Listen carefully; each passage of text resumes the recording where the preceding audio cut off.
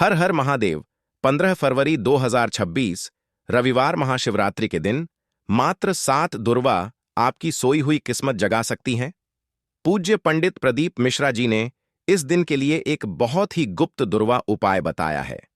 15 फरवरी 2026 फागुन रविवार महाशिवरात्रि तिथि के दिन 7 दूर्वा और एक छुटकी हल्दी से कर लेना। यह एक उपाय होगी, हर मनोकामना पूरी मिलेगी, सभी दोषों से मुक्ति, इतना धन आएगा कि संभाले नहीं संभलेगा। भगवान भोलेनाथ जी के आशीर्वाद से पूरे साल धन बरसता रहेगा। दोस्तों, जैसा कि आप सभी लोग जानते हैं कि 15 फरवरी को फागुन रविवार महाशिवरात्रि तिथि पड़ रहा है।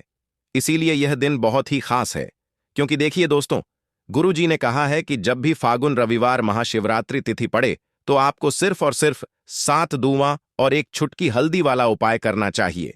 यह उपाय इतना खास है कि अगर आपने सही मुहूर्त पर सही क्रिया अनुसार 7 दुर्वा और एक छुटकी हल्दी वाला उपाय कर लिया, जो प्राचीन काल के समय का महा उपाय है, तो मान के चलिए दोस्तों, भगवान भोलेनाथ जी के आशीर्वाद से आपके जीवन का कितना ही बड़ा दुख हो, उससे आपको मुक्ति मिल जाएगी। आपकी कोई भी मनोकामना हो, मान लीजिए आप नौकरी की तैयारी कर रहे थे, आपकी नौकरी लग जाएगी, आपका बंद पड़ा व्यापार चल पड़ेगा, जिस बीमारी से आप बहुत दिनों से परेशान थे, उस बीमारी से आपको मुक्ति मिल जाएगी। आपके जीवन में धन आना शुरू हो जाएगा, आपके जीवन में धन आने के सारे रास्ते खुल जाएंगे और मान के चलिए दोस्तों, फिर आपको किसी भी प्रकार की परेशानी का सामना नहीं करना पड़ेगा। इसीलिए दोस्तों, इस दिन आप लोगों को इस वाले उपाय को जरूर कर लेना है। भले ही आपने पूरे साल भर इस उपाय को न किया हो, पर अगर आपने इस फागुन रविवार महाशिवरात्रि तिथि के दिन अगर इस वाले उपाय को कर लिया, तो आपको इस उपाय को करने का वह फल मिलेगा जिसकी आपने कभी कल्पना भी नहीं करी होगी।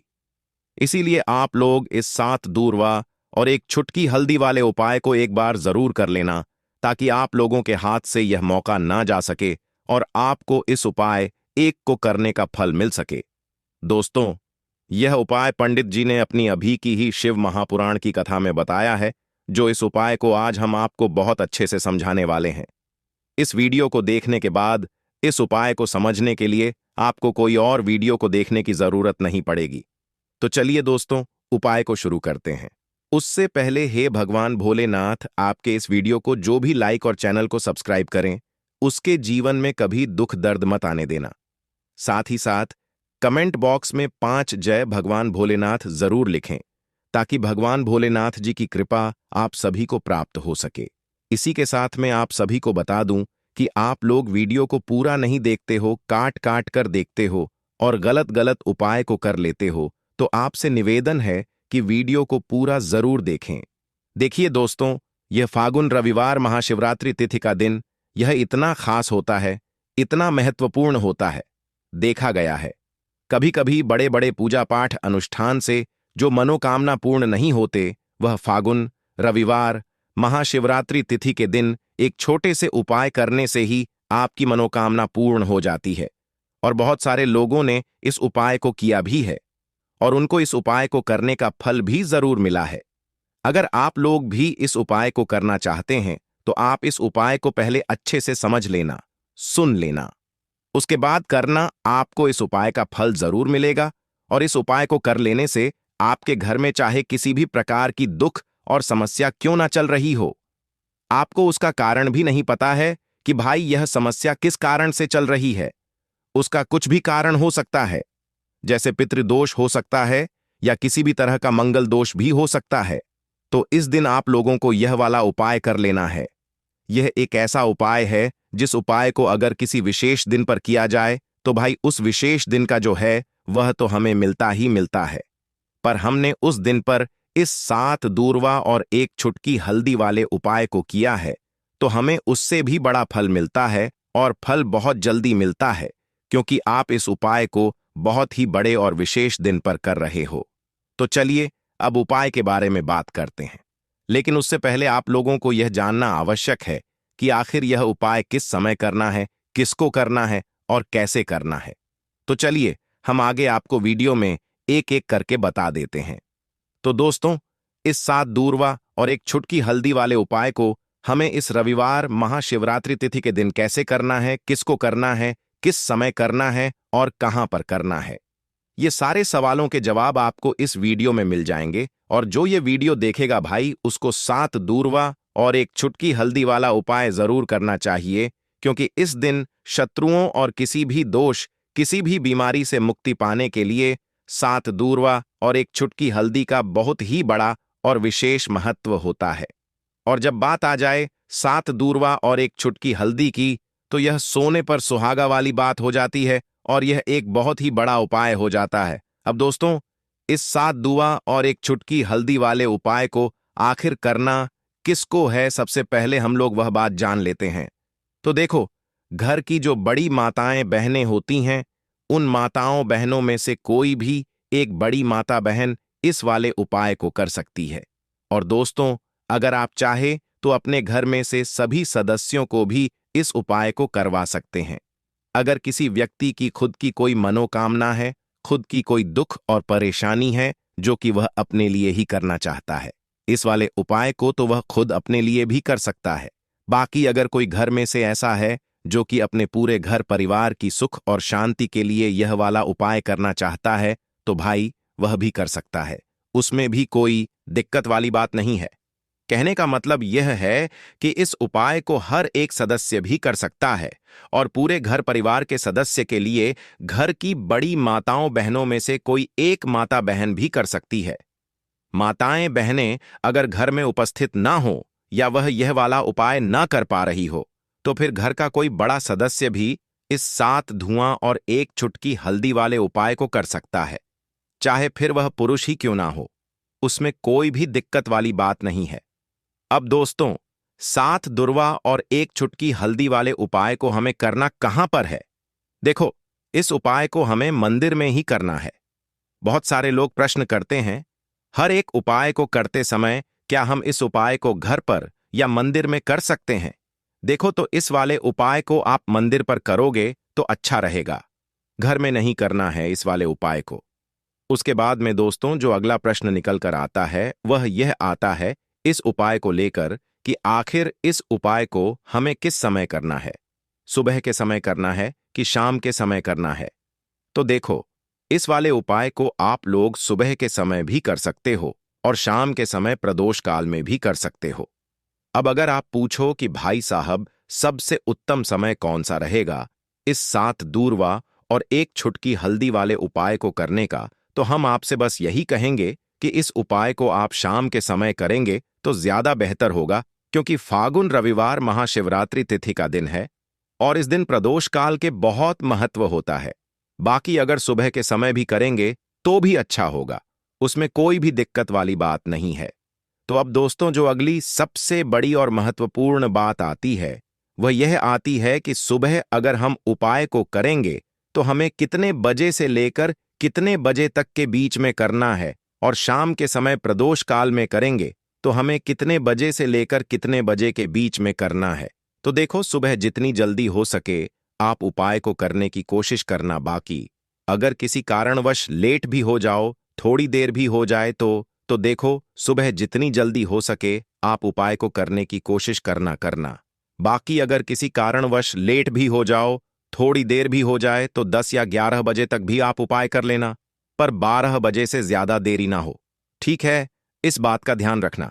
उसके बाद में दोस्तों, अगर शाम के समय प्रदोष काल की बात करें, प्रदोष काल का जो समय होता है वह शाम के 6 बजे से शुरू हो जाता है।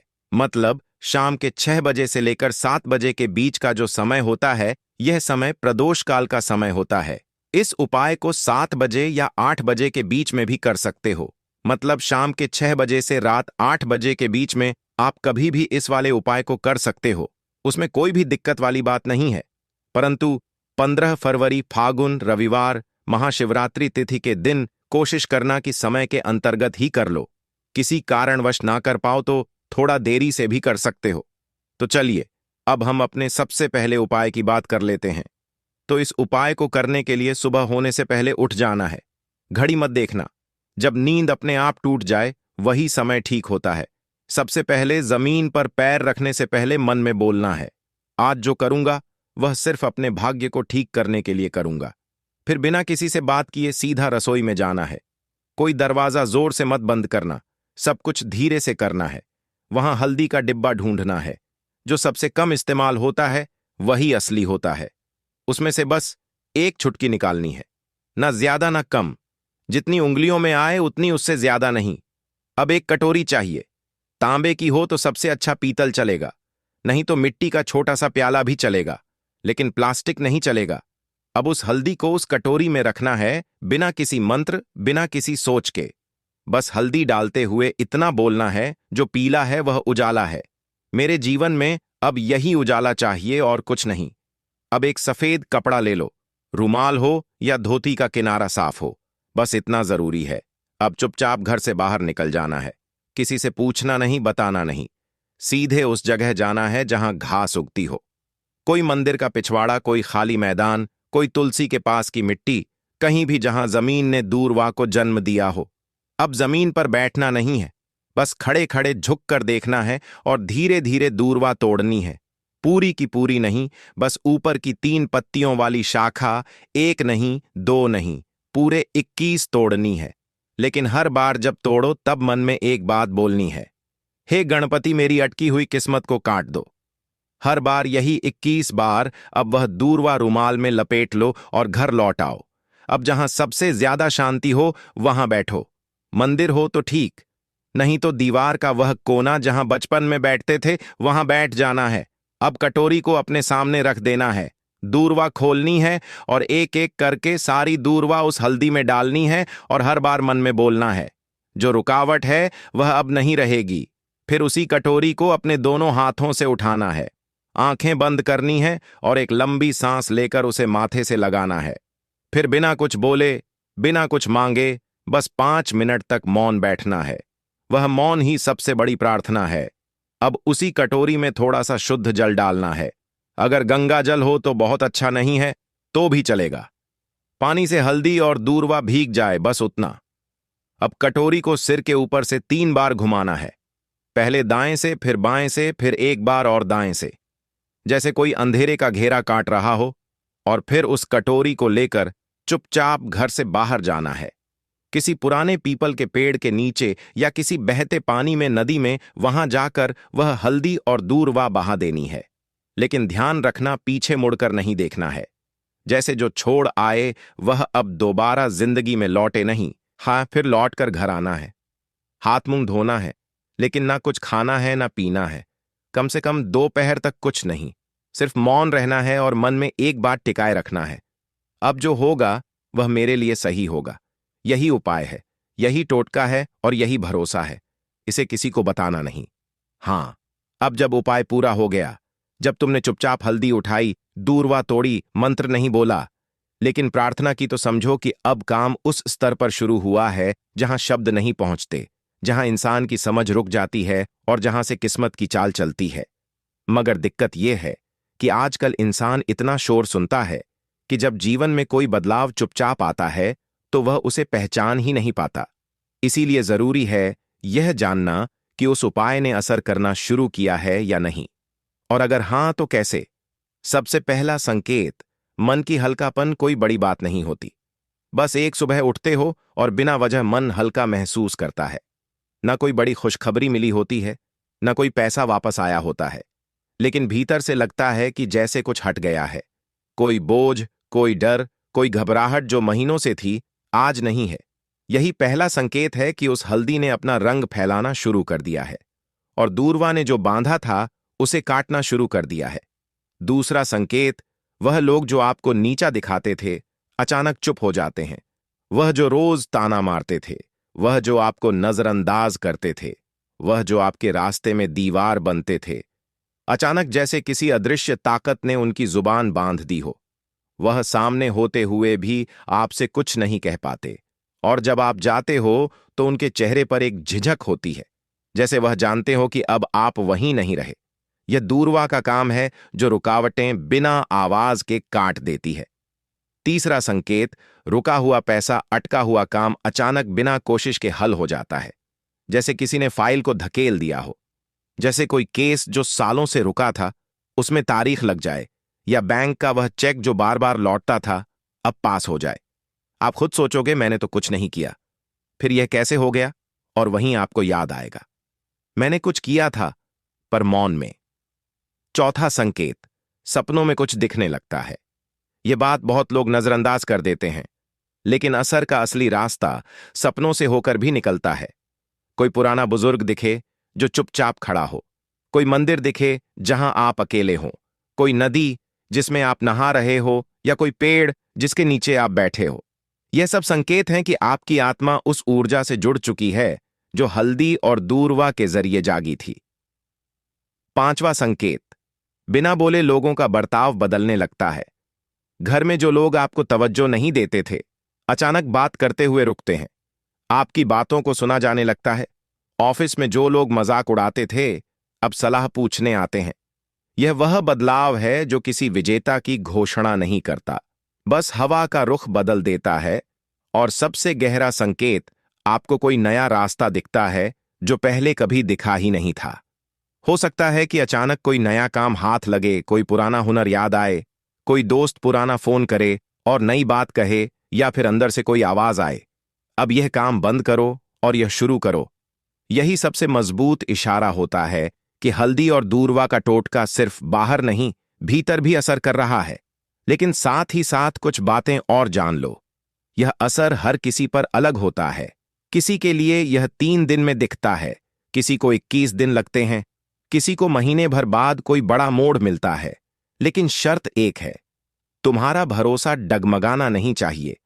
जिस दिन तुमने यह सोचना छोड़ दिया कि यह तो बस घास और मसाले की बात है, उसी दिन उसका असर खत्म हो जाता है। याद रखना, जब भी हल्दी और दूरवा को साथ रखकर संकल्प लिया जाता है, तो ब्रह्मांड उसकी सुनता है, मगर वह सुनता है चुप रहकर, और जवाब भी चुपचाप देता है। इसलिए देखने की कोशिश मत करना, महसूस करो। और अगर कोई ऐसा संकेत मिले जो तुम्हें चौंका दे, तो डरना मत, समझना कि जवाब आने लगा है। दीपक वाला उपाय करने के लिए आपको सबसे पहले जरूरत पड़ेगी एक दीपक। अब यह एक दीपक रविवार की रात अपने घर में इस जगह पर जला देना, बड़े से बड़ा शत्रु भी घुटने टेक देगा। दोस्तों, जैसा कि आप सभी जानते हैं, मार्गशीर्ष महीने की रविवार के दिन बहुत ही शुभ संयोग बन रहे हैं, और इस दिन अगर आप 11 लौंग और 1 कपूर अपने घर में जलाते हैं, तो शत्रुओं से हमेशा के लिए आपको छुटकारा मिल जाएगा। अब देखिए, किसी भी व्यक्ति के जीवन में जब शत्रु से परेशान करते हैं, तो वह व्यक्ति अपने जीवन में दुखों से बहुत परेशान हो जाता है। शत्रु हमेशा कुछ ना कुछ ऐसा करवाते हैं जिसके बाद नजर दोष लगती है और अच्छा खासा काम भी बिगड़ने लगता है। व्यापार में मदद आने लगता है, लोगों की तबीयत खराब होने लगती है। जरूरी नहीं है कि सामने वाला व्यक्ति जैसा दिखता है वैसा हो। देखिए, बहुत सारे लोग हैं जो बहुत अच्छे होते हैं, है ना? लेकिन कुछ लोग ऐसे होते हैं जो कब आपके शत्रु बन जाते हैं, आपको खुद भी पता नहीं चलता है। एक तो वह शत्रु होते हैं जो सामने से सीधे सीधे हम पर वार करते हैं, है ना? एक शत्रु ऐसे भी होते हैं जो कि पीठ पीछे कुछ होते हैं और सामने से कुछ होते हैं, है ना? ना, तो ऐसे शत्रु होते हैं गुप्त शत्रु, और ऐसे शत्रुओं से हमेशा आपको बचकर रहने की जरूरत होती है। आप अपने शत्रुओं को शांत भी कर सकते हैं, और इस उपाय को करने से आपको शत्रुओं से छुटकारा भी मिल जाएगा। लौंग जो होती है, यह शिविर शक्ति का स्वरूप होती है, और आप सभी जानते हैं कि महादेव जिसके साथ हो, ना साक्षात काल भी आकर उसका कुछ बिगाड़ नहीं पाता है। अच्छा, रविवार का जो दिन होता है, यह इतना उत्तम होता है कि आप इस दिन अपने पितरों को प्रसन्न कर सकते हैं, धन प्राप्ति के लिए उपाय कर सकते हैं, और शत्रुओं से भी छुटकारा पा लेते हैं। जब 11 लौंग का उपाय और 1 कपूर का उपाय अपने घर पर रहते हैं, तो बात कर लेते हैं सबसे पहले उपाय की, जो कि पितरों को प्रसन्न करने के लिए है। देखिए पितर, जब किसी से नाराज हो जाते हैं ना, तो उस व्यक्ति के जीवन में बीमारियां, दुख, धन की समस्याएं लगातार बढ़ती हैं। तो कोशिश करें कि हमेशा अमावस के दिन आप अपने पितरों को प्रसन्न करने के लिए उपाय करें। अच्छा, पितृदोष अगर घर में जरा सा भी होता है ना, तो सबसे ज्यादा कष्ट जो आता है वह बच्चों के जीवन पर आता है। बच्चों का मन पढ़ाई में नहीं लगता है, उन्हें आसानी से जीवन में सफलता नहीं मिलती है। बहुत सारे लोगों के यहाँ संतान को लेकर बहुत समस्याएं होती हैं कि संतान नहीं हो रही है ना? तो पितरों को प्रसन्न करने के लिए आपको इस दिन क्या करना है कि सूर्य भगवान को अर्घ देना है तो थोड़ा सा तांबे का लोटा अगर हो तो तांबे के लोटे में जल भर लें, वरना किसी भी लोटे में आप जल लें। उसके अंदर आपको क्या करना है, थोड़े से अक्षत के दाने डालने हैं, थोड़े से चावल के दाने, थोड़ी सी किसरी डाल लें। अगर लाल फूल है तो लाल फूल डाल लें और सूर्य भगवान को अर्घ दें। अगर भी आप जल चढ़ा देते हैं, अर्घ दे देते हैं, तब भी आपके घर से पितृदोष दूर होता है। तो जब भी आप रविवार के दिन सूर्य भगवान को अर्घ देते हैं, इससे आपके पितृ प्रसन्न होते हैं। साथ ही साथ अगर आप कर सकते हैं तो पीपल का जो पेड़ होता है, इसमें भी हमारे पितरों का वास माना जाता है। तो आपको क्या करना है कि एक लोटे में या किसी भी बर्तन में आपको जल लेना है, उसमें थोड़े से आपको काले तिल के दाने डालने हैं, काला तिल डालना है। साथ ही साथ आपको क्या करना है, थोड़े से मिश्री के दाने डालने हैं, गुड़ भी आप यहां पर डाल सकते हैं। अब यह मीठा जल आपको पीपल के पेड़ में चढ़ाना है। आपके घर के आसपास जहां भी पीपल का पेड़ हो, आप रविवार के दिन सुबह के समय में पीपल की जड़ में यह मीठा जल चढ़ाएं और अपने पितरों से क्षमा याचना करें। साथ ही साथ दीपक अगर आप लगा सकते हैं तो पीपल के पेड़ के नीचे आपको दीपक जरूर से रविवार के दिन शाम के समय में लगाना चाहिए। पितरी आपके हमेशा प्रसन्न रहेंगे और कभी भी पितृदोष की वजह से घर में कोई दुख और कष्ट नहीं आएगा। तो बहुत ही उत्तम सा यह उपाय है जो कि पितरों को प्रसन्न करने के लिए है, और जीवन के दुख कष्ट जो हैं वह बहुत जल्दी दूर होते हैं जब आप हमेशा अपने पितरों को प्रसन्न रखते हैं। तो चलिए अब बात कर लेते हैं 11 लौंग और एक कपूर घर में किस जगह पर जलाना है और इस उपाय को करने से कैसे आप अपने शत्रुओं से छुटकारा पा सकते हैं। शत्रु कभी आपको परेशान नहीं करेंगे। शत्रु चाहे कैसे भी हो, सामने से कोई व्यक्ति शत्रु है या गुप्त शत्रु है, हर प्रकार के शत्रु जो है यह शांत हो जाएंगे और चाहकर भी आपका कुछ बिगाड़ नहीं पाएंगे। तो देखिए, उपाय को करने के लिए आपको 11 साबुत लौंग लेनी है। एक भी लौंग खंडित ना हो, टूटी हुई ना हो। एक छोटा सा कपूर का टुकड़ा लेना है, जिसे कि कपूर की टिकिया भी बोलते हैं। एक कोई भी यहां पर मिट्टी का दीपक ले लें या पीतल का बर्तन ले लें। उसके अंदर 11 लौंग रखेंगे, एक कपूर रखेंगे, थोड़ा सा देसी घी इसके ऊपर से आप डाल देंगे। अब यह आपको रविवार के दिन रात के समय में, ठीक है ना, जब सूर्य अस्त हो जाता है, उसके बाद किसी भी समय आपको अपने घर में जलाना है और इसका धुआं पूरे घर में अच्छे से दिखाना है। जितने भी कमरे हैं, जितने भी रूमर्स हैं, बरामदा, आंगन, ठीक है ना, बालकनी, जो भी आपके घर में है, सभी जगह पर आपको इसका धुआं अच्छे से दिखाना है और साथ ही साथ आपको महादेव का ध्यान जरूर करना है। देखिए, जब भी आप अपने घर में यह लौंग और कपूर रविवार के दिन जलाते हैं, सबसे पहले तो शत्रुओं से छुटकारा मिल जाता है। कोई भी शत्रु कुछ भी करता है, वह आपके घर तक चीज नहीं पहुंचती है, आपका कुछ नहीं बिगड़ता है।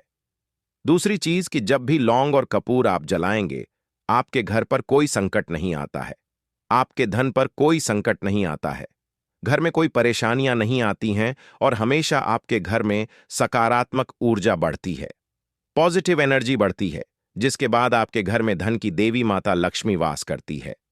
लौंग और कपूर जिस घर में कोई भी व्यक्ति जलाता है, विशेषकर रविवार के दिन, तो ऐसा समझ लीजिए इसके बहुत चमत्कार हैं, बहुत ज्यादा लाभ है। तो कोशिश कर कि रविवार के दिन रात के समय में किसी भी समय आप अपने घर में 108 लौंग और 108 कपूर जलाएं। 11 लौंग और एक कपूर जरूर जलाएं।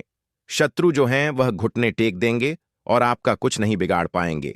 साथ ही साथ धन की वर्षा भी घर में होगी और धन से जुड़ी जितनी भी समस्याएं आपके जीवन में आ रही हैं, बहुत तेजी के साथ आपके जीवन से दूर होती चली जाएंगी। तो चलिए अब बात कर लेते हैं अपने तीसरे उपाय की, और तीसरा उपाय है धन वर्षा के लिए और धन को बढ़ाने के लिए। बहुत सारे लोगों की यह समस्या होती है कि पैसा बढ़ता नहीं है। पैसा तो आता है घर में, लेकिन पैसा बढ़ता नहीं है। या कुछ लोग ऐसे भी हैं जो कहते हैं कि पैसा बढ़ेगा तो तब जब घर में पैसा आएगा। बिल्कुल से पैसा आना बंद हो रहा है। व्यापार दिन पर दिन खराब होता जा रहा है। नहीं समझ आ रहा, किसी ने कुछ करा दिया है या फिर घर में कुछ ऐसा है, वास्तु दोष है, नजर दोष है, जिसकी वजह से घर में तरक्की लोगों की नहीं हो रही है। ठीक है ना, बिल्कुल व्यापार धंधा सब बेकार होता चला जा रहा है। जो भी व्यापार कर रहे हैं उसमें लगातार घाटा हो रहा है। तो यह उपाय आप करिए रविवार के दिन और फिर इसका चमत्कार खुद देखिए। चाहे व्यापारी हैं, आप कोई बिजनेसमैन हैं, दुकान है, आपकी हर प्रकार के काम में लाभ ही लाभ मिलता है। जब इस उपाय को आप करते हैं, आपको क्या करना है? 2 फूल वाली लौंग लेनी है, एक लाल फूल लेना है, गुलाब का फूल भी आप यहां पर ले सकते हैं।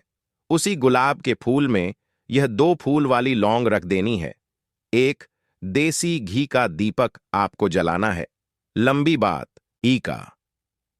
अब यह दोनों चीजें लेकर अपने घर के मंदिर में आपको बैठ जाना है। शाम के समय में, रविवार के दिन शाम के समय में जब सूर्य अस्त हो जाता है, सूर्य छिप जाता है, अब आपको सबसे पहले देसी घी का दीपक जला देना है, माता लक्ष्मी के सामने और भगवान भोलेनाथ जी के सामने। ठीक है ना?